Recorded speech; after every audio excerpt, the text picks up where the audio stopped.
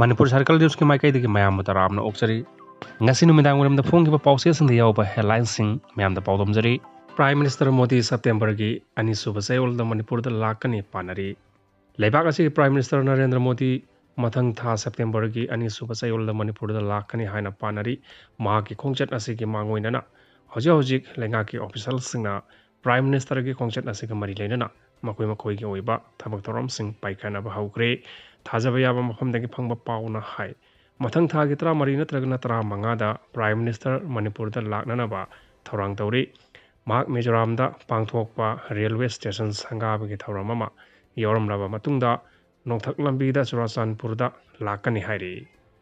Churachandpur da kuki lusingba singa unaramlaga tungda Imphal da amuk lakani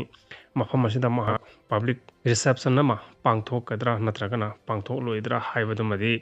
sapsa na khangmangamdri nongma khaki oiba khongchat asi loiraga ma Guwahati gi damakta Imphal thadokegani adumakpo political nainaba singna phongdok narakpagi matung inadi Manipur da hojik tholiba kangluk ki irang asigi warwaisin puraktringaida Prime Minister na Manipur da lakani haiba wafam asi napsaba wali masigi su mathakta state asida president rule chalairaga democracy gi asengba saktam matuna leiringai mahakna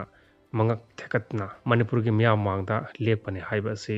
thajaningai oide adumakpo mahak Mizoram amasung Assam dadi soidana lakani mahaki khongchat asigi matangda BJP gi MLA kharana phongdorakpagi matung inadi hojikmaki oina president rule popular government ama lailakani haibagi thajaba magdi leitri adubo mahakna Manipur da laklamlaba matungda anoba government ama semlakkani haibagi thajaba lei Prime Minister na Manipur da lakningbagi wakhalon asi maikai kyadagi mahakpu chananaba wakat lakpadagini hairi lan manungda Manipur da mioi kaya crore gi mapu oikhrabra haibagi wahang thorakle RTI Manipur district ki IDPsinggi chananaba lakh 35 dasmik 18 gi thum leigre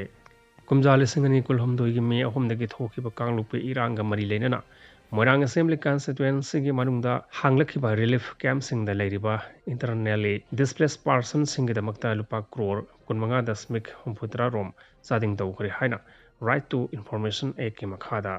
hanglakpa wang singi paukom khudakta Bishnupur district deputy commissioner na pirakre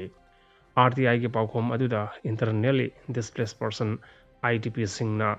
thum chanabagi damakta lupa lakh 35 lising 38 marfugi sanfam sading tawki hainasu palli handaki lan manung asida kaithakriba sanfam sing asi mathau tariba mi singna loinamak sajanakibra haina parubada chingnaba yaba mafam kya marum thorakpana miwai kya crore kya ki mapu oina khrabra haibagi wang amakak thorakle Moirang Assembly Constituency da hangliba relief camp singda internally displaced person lising nipan lei haina paraba phawbada sahi ani ga tha omgi oina lupa 35.2 dagi hena saba ngampham thokte masi World Health Organization na mi amana nongmada gram manga sai haina paraga thum packet hamada lupa tarapi haina holamba matamda thorakpa phalladuni Moirang Assembly Constituency ki tongan mafam da hangliba relief camp singda sangjafam lawduna leiriba IDP singge damakta punna sading tawgiba sanfam lupa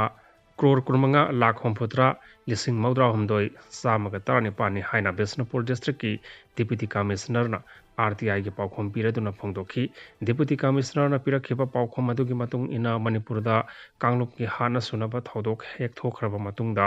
Moirang Assembly Constituency gi tongan ba mafamda relief camp kun hangki madugi manungda taruk thingjin khraga hojik relief camp taramari hagli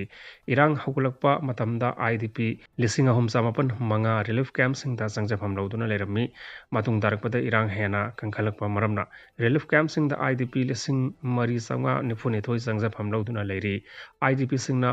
one time assistance oina lupa crorani lakh manga lising humhatra humdoi hakthing nana yenthokre lanjenarak laba mioi amamamda ahan matanga ki oina lupa samanga phanganki matung darakpa tangkak singda lupa samanga amasung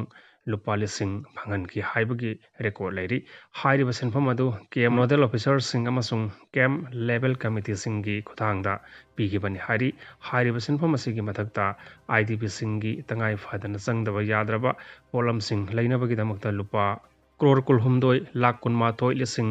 maudra manga samri marfu sading tauki hairi khwaidagi yamna sading taukiba si IDPsinggi sapon toothbrush toothpaste maru marang ngari sing manama sing amasung chathung gas leibada lupa crore taret lakh tramari lising marfu mapan chatruk mapan sading taukhibadu oiri cheng leibada lupa crore manga lakh humpu humdoi lising kuntrani thoi samapan nipuma thoi hawai leibada lupa crore ani lakh tramathoi lising tranipan chani acha thau leibada lupa crore ani lakh marfuma thoi lising yankhai taruk chatruk nifu thum leibada lakh kuntra manga lising tramapan sangwa marfu nga leibada lupa dakol humdoi loinana tafoi biscuit yerum amasung Maggi noodle na singba leibada lupa crore ani lakh tara sading tauki hairi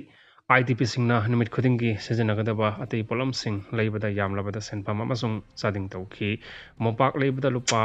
lakh yankhai humdoi lising nifu mopak fidak leibada lupa lakh nipan lising kun mon leibada lupa lakh tramathoi lising kun amasung monkhom leibada lupa lakani lising tara sading tauki haina palli